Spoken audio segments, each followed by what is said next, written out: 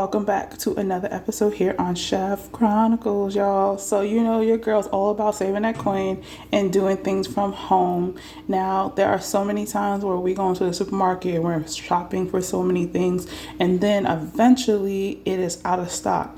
How many times have we run into that? But did you know that it's super simple that you can do that one ingredient right at the comfort of your own home? Now, the process may be a little bit long, but it's well worth it. Now, as you can see, there's a pot full of milk, and I'll get to the measurements in there. But today's episode is all about making some homemade evaporated milk. As we all know, there are different types of milk that is all around the world, and there are different types of milk consumers. When it comes to milk, there are 4 different types of milk, from whole milk, which has a red cap, to a light blue for skim milk, blue tops for 2%, and green for 1%. And the reason behind those caps in their different color is because of each of these milks. They are basically containing milk fat inside of them. Now, if you want to know the milk fat that is inside of each of those milk, you could definitely look on the label and it will give you more information. But I have to give you that information anyways. Whole milk is about 8% of fat. Low fat milk has 2.5 grams. 2% contains 5 grams of fat. Fat-free, doesn't contain less milk fat. And for the last thing, fat-free milk definitely is a milk that doesn't contain less milk. And for fat-free milk, it doesn't contain less milk fat in it. It just is like a watered down version of milk. So be advised of that. So all these milk that you definitely see in the supermarket definitely still contains its nutritional value. So each of these milk that I have described has at least 13 nutritional values that is good for us. But the milk definitely goes from whole milk 2% to, skim milk, fat milk, and all that kind of stuff, down to the plant-based milks, which definitely are non-dairy milks that are made from like nuts and seeds. So evaporated milk, also known as unsweetened condensed milk. In other locations, it can be made from removing about 60% of the water from whole milk. To make evaporated milk at home, basically it's just heated, which is caused with the water evaporating, leaving a concentrating milk to have a creamy consistency and has a hint of caramel flavor. To make evaporated milk at home, I definitely recommend that you will use whole milk, but don't fret. You could definitely go ahead and use other milks that is in the supermarket to achieve an evaporated milk at home.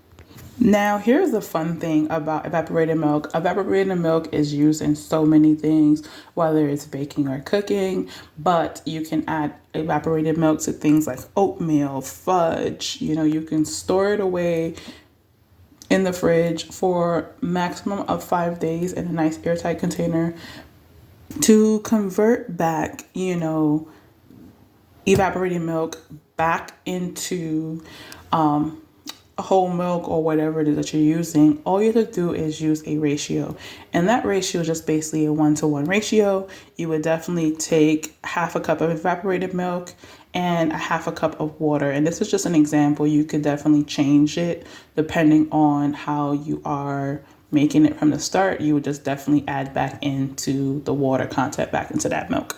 So the next thing people should know is the process of how, when we are in the store, what we are getting. So the process of store-bought evaporated milk is, it starts from raw milk, filtering, standardizing, heating, homogeneizing, and sterilizing, and then packaging. And that is definitely what we get in the supermarkets near all of us. So let's go ahead and get started.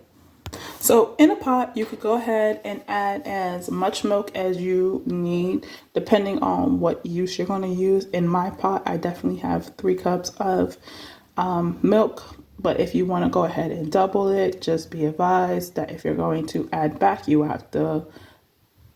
going to add back it into whole milk or any type of milk that you're using, you will have to add that same amount of water, like I said before. But, Okay, so to make our evaporated milk at home, you can definitely see my pot that is nice and filled up with 3 cups of regular whole milk. And what I'm going to do is definitely bring this up to temperature by heating it. Okay, so once it definitely comes up to that simmering part, as you can see what's happening, I'm going to lower down my heat to a medium to low heat and allow it to simmer for 20 to 25 minutes. Don't forget to stir every time so it doesn't scorch the bottom of the pan.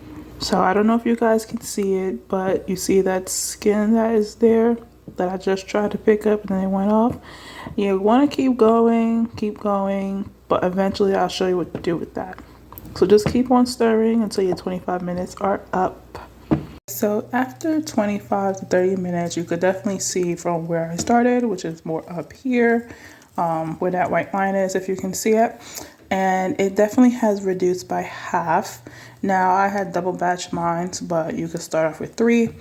So what you're looking for is a creamy consistency.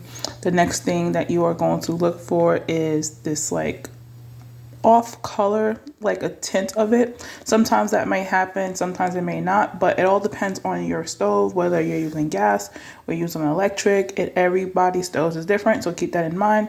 So the next thing that we're going to go ahead and do is strain off the skins that you can see that it's on my spatula right here, and as I'm picking it up, we're going to strain it off and we're going to allow it to cool completely before we go ahead and store it in our fridge. And evaporated milk is good for 5 days maximum in the fridge, so definitely have some fun, make use of your evaporated milk, and I will see you guys on the next one.